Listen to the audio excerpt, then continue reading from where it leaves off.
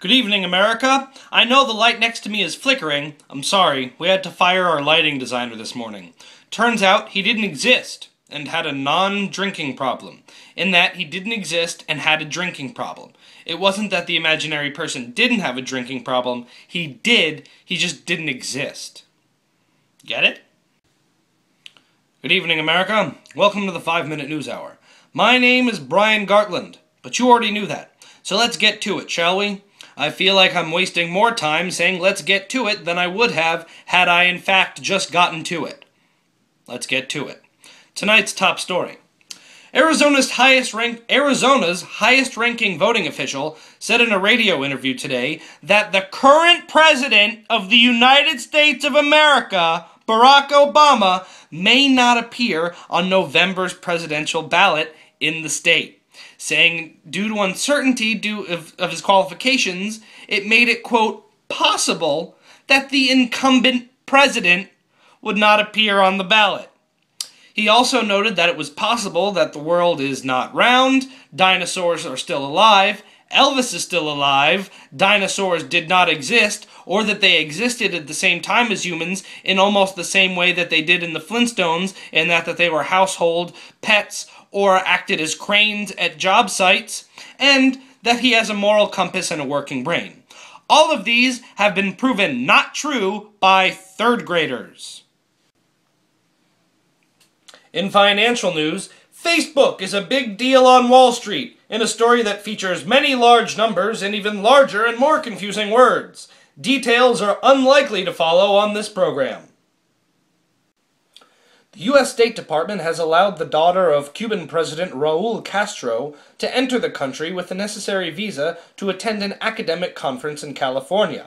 Mariela Castro, the 50-year-old niece of Fidel Castro and gay rights activist, is known to have a sharp breaking ball and a decent two-fingered fastball. Two-seam fastball. All fastballs are thrown with two fingers, primarily. You use it with your whole hand, but I'm just saying the two... Whatever. Former vice president, comedy star, filmmaker, and internet inventor Al Gore has a new girlfriend.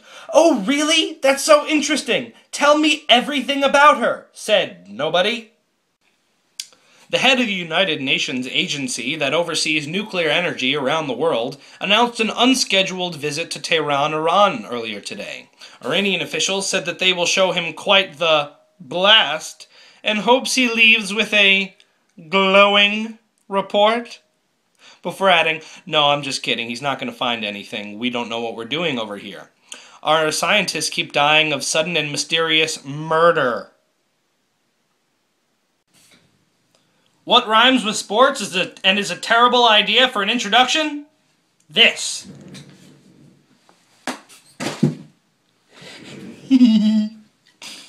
Major League Baseball umpire Bob Davidson has been suspended for one game by Commissioner Bud Selig for cursing loudly at Phillies manager Charlie Manuel. And all I'm going to say is thank God the Major League Baseball commissioner doesn't have jurisdiction over my newsroom. Mostly because of the insane amount of steroid abuse and gambling that goes on in here, but also I might get suspended for cursing at Charlie Manuel. And our final story this evening is a follow-up story on nights locked in attics in New Orleans.